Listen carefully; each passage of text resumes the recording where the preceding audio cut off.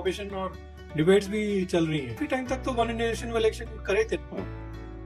Step है और political party oppose कर सकती है।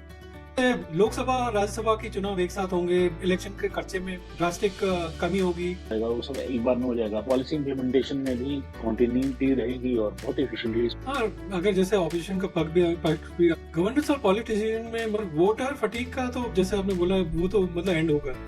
नमस्कार दोस्तों, आज में आपका स्वागत है। आज हम बात करेंगे एक ऐतिहासिक डिसीजन के बारे में जो मोदी सरकार ले रही है। हम बात करेंगे वन नेशन वन इलेक्शन के बिल के बारे में। भारत के पॉलिटिकल एडमिनिस्ट्रेटिव लैंडस्केप को बदलने की ताकत रखता है। कैबिनेट ने इसके मतलब टेबल करने की अप्रूवल तो दे दी है। पार्लियामेंट में इसका की चर्चा मोस्टली आई थिंक कह रहे हैं कि शायद 1-2 दिन में ये इंट्रोड्यूस हो जाए। तो देखते हैं मतलब कैसा रहता है। लेकिन इसके ऊपर काफी मतलब ऑपरेशन और डिबेट्स भी चल रही हैं। आज हम समझेंगे कि ये बिल क्यों ऐतिहासिक है, ऑपोजिशन इसके खिलाफ क्यों है और इसके प्रोज एंड कॉन्स क्यों किए। क्योंकि जब हमने इंडिपेंडेंस मिला था हमें, हम काफी टाइम तक तो वन नेशन इलेक्शन करे थे। वैसे सरकार के टाइम तक कांग्रेस अभी अपोज कर रही है। जितने भी अपोजिशन कर रही है, मुझे तो कोई ऐसा उसमें तथ्य नहीं लगा कि मतलब कोई इंपॉर्टेंट पॉइंट कि हाँ इसकी वजह से कि भाई ये गंदी चीज है। जो है पैसा तुम्हारा ठीक से सबको लोगों को फटीक नहीं होगा, एक ही बार दे दिया बस हो गया। ये बहुत सारी उसमें मतलब चीजें हैं। गवर्नेंस इंप्रूव करेगा। तो चलिए इसी पे बात करते हैं। ठीक है, तो मैं ये बहुत अच्छा स्टेप है और पॉलिटिकल पार्टी अपोज कर सकती है। तो हो सकता है बीजेपी में भी अपोज करती है, उनमें हम लोगों को पता नहीं चलता।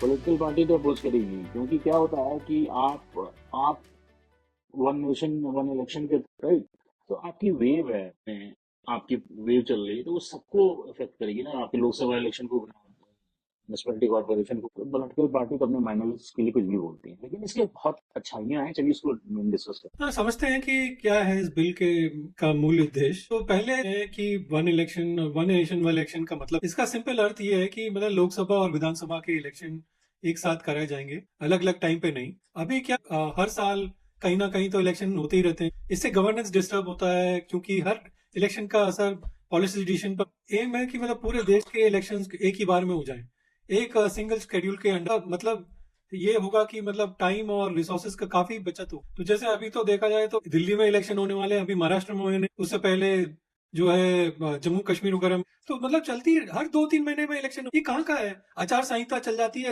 अपना गवर्नेंस नहीं कर पाते हो लोग। सारे नेता जो है अपना इलेक्शन में ही बिजी रहते हैं, कम करेंगे वो। तो यही सब है प्रॉब्लम। जो मतलब जैसे लोकसभा और राज्यसभा की चुनाव एक साथ होंगे, इलेक्शन के खर्चे में ड्रास्टिक कमी होगी और गवर्नेंस में मतलब स्टेबिलिटी लाना। हैं। देखो, इसको चलिए ना पॉइंट वाइज डिस्कस करते हैं कि कहाँ क्या सब इसका बेनिफिट क्या है। इकोनॉमिक फ्रंट पे कॉस्ट की बात, जो गवर्नमेंट का की कॉस्ट आती है इलेक्शन कराने की, नहीं तो उसमें क्या होता है कि आपकी 50 to 60% आपके जो एक्सपेंड होता है ना इलेक्शन कंडक्ट कराने में, वो रिड्यूस हो जाएगा। फिर क्या होता है कि आपका गवर्नमेंट ऑफिशियल्स की एफिशिएंसी का बहुत उपयोग होगा। और क्या होता है कि जैसे आप इलेक्शन करा, इलेक्शन कमीशन के पास आप उतना परमानेंट रोल थोड़ी ना होता है। नॉर्मली आप देखो टीचिंग स्टाफ वगैरह को फेच किया जाता है। तो अब जैसे मान लीजिए हम आप टीचर हैं और हमको स्कूल से निकाला जाएगा, हमें इलेक्शन ड्यूटी। हाँ, मेरे टीचिंग स्टाफ को ज्यादा पुल किया है, टीचर्स को बहुत ज्यादा पुल किया है। सारे लगते हैं बट टीचर्स का ज्यादा होता है involved। जो तुम्हारे कॉर्पोरेट सेक्टर में भी इसका थोड़ा सा स्टेबिलिटी का रस हो जाता है। तो ये तो हुआ इकोनॉमिक फ्रंट पे। और फिर आप देखो जो आपका गवर्नेंस, जिसको हम शासन बोल, उसमें क्या एनहेंसमेंट होगा। तो वो कास्ट बेस्ड वेस्ट इन सब की ना थोड़ा सा ऊपर उठना पड़ेगा। वन कंट्री लेवल की। और वोटर का भी फैटिक कम होगा ऑब्वियसली। कि एक बार हम लोकसभा वोट देने जाते हैं, राज्यसभा जाते हैं, फिर म्यूनिसिपल कॉर्पोरेशन का बाकी लोग तो वोट ही नहीं देते। तो वो मुकम। अब आप देखें तो जो गवर्नमेंट है, इनकी एफिशिएंसी की बात करें, थर्ड पॉइंट, तो एक बार में ना इसके सारे गवर्नमेंट के एक बार में एक कंडक्ट हो जाए और गवर्नमेंट मशीनरी पर जिस पे unnecessary pressure they need to pull, जैसे मैंने बताया टीचर को, हॉस्पिटल से स्टाफ को, दुनिया भर, तो अब वो करना पड़ेगा, वो सब एक बार में हो जाएगा। पॉलिसी इम्प्लीमेंटेशन में भी कंटिन्यूटी रहेगी और बहुत एफिशिएंटली। हाँ, अगर जैसे ऑपोजिशन का पक्ष भी गवर्नेंस और पॉलिटिशियन में मतलब वोटर फटीक का तो जैसे आपने बोला वो तो मतलब एंड होगा पॉलिसीज को लॉन्ग टर्म इम्प्लीमेंट करने में, क्योंकि हर 6 महीने में कई इलेक्शन होते हैं, उसका प्रेशर इलेक्शन कराना एक महंगा काम। अगर सब इलेक्शन एक साथ होंगे तो करोड़ों रुपए की बचत हो। लोग एक ही मतलब बार में सारे मतलब अपना पार्टिसिपेट कर सकते हैं और सिक्योरिटी फोर्सेस वगैरह सब मतलब एक अपना करेंगे। यहाँ पे जो ऑपोजिशन का कहना है कि ये बिल फेडरलिज्म के खिलाफ है, फेडरलिज्म मतलब ऑपोजिशन का कहना है कि ये फेडरल सेक्टर को वीक, मुझे तो समझ में नहीं आता कैसे करेगा भाई, क्योंकि स्टेट इलेक्शन और सेंट्रल इलेक्शन का एजेंडा अलग होता है। ये क्या मतलब हुआ? अलग होता है तो तुम अलग बातें करो ना, तुम्हें किसने रोका है? अगर एक ही बार मतलब इलेक्शन होते हैं तो नेशनल इश्यूज डोमिनेट करेंगे और स्मॉलर पार्टीज का असर कम हो जाएगा, इनका कहना है। तो ये एक प्रैक्टिकल चैलेंज है, मतलब इसमें आई थिंक वही है कि लोग सब स्टेट्स एक इलेक्शन के साथ साथ कराने, हाँ, अगर मतलब जैसे इमरजेंसी या हंग असेंबली हो तो फिर मतलब ये सिर्फ अपोज करने के लिए ऑपोजिशन का कहना है कि मतलब ये कुछ सब्सटेंस नहीं है। हंग असेंबली के टाइम बोल रहे हैं कि जितनी भी ड्यूरेशन बचा होगा उसके लिए चुनाव हो जाएंगे। तो जैसे 2 साल के अगर ड्यूरेशन बचा है तो 2 साल के लिए चुनाव होंगे और फिर जब लोकसभा का होगा तो फिर दोबारा है।